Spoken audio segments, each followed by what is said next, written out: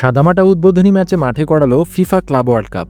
আমেরিকার hard rock স্টেডিয়ামে আল আহলির বিপক্ষে গোল-শূন্য ড্র দিয়ে ইন্টার মিয়ামি তাদের ক্লাব বিশ্বকাপ অভিযান শুরু করে। দলের কোচ জ্যাভিয়ার ম্যাসচেরানো প্রথমার্ধে তার দলকে যে প্রেশারের সম্মুখীন হতে হয়েছিল তা স্বীকার করলেও বিরতির পর দলের পারফরমেন্সের প্রশংসা করেছেন। ম্যাসচেরানো বলেছেন, আমি দলের পারফরমেন্সে খুশি। দ্বিতীয়ার্ধে আমরা ভালো খেলেছিলাম। প্রথমার্ধে আমরা কয়েকটি বল হারিয়েছি এবং তারা যেখানে বিপজ্জনক পজিশনে ছিল সেখানে আমরা বলের দখল হারিয়েছি।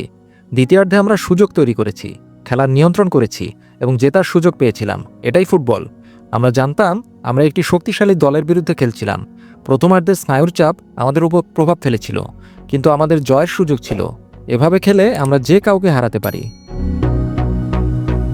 ইন্টার মিয়ামি তাদের ফিফা ক্লাব বিশ্বকাপ অভিযান শুরু করলো গোল-শূন্য ড্র দিয়ে। এটা খুবই হতাশাজনক ফলাফল, যার ফলে এখন তাদের এগিয়ে যাওয়ার লক্ষ্যকে কঠিন করে তুলেছে। যদিও এটা এখনই বলা ঠিক হবে না যে এই টুর্নামেন্টে ইন্টার মিয়ামির কী হবে। মাত্রই প্রথম ম্যাচ খেলেছে তারা। তবে গ্রুপের বাকি দুইটি দল যেহেতু অনেক শক্তিশালী, একটি হচ্ছে পোর্তো এবং আরেকটি পালমেইরাস, তাই প্রথম ম্যাচে জয় না পাওয়ায় ইন্টার মিয়ামির জন্য এখন খুব কঠিন হয়ে গেল। এই আর্জেন্টাইন কোচ পুরো ম্যাচে মাত্র 2টি সাবস্টিটিউট করেছিলেন।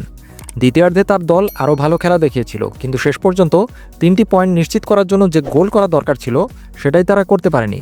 তবে ম্যাচে তারা নিশ্চিত পরাজয় থেকে রক্ষা পেয়েছে, কারণ আল আহলি পেনাল্টি পেয়েও গোল করতে ব্যর্থ হয়।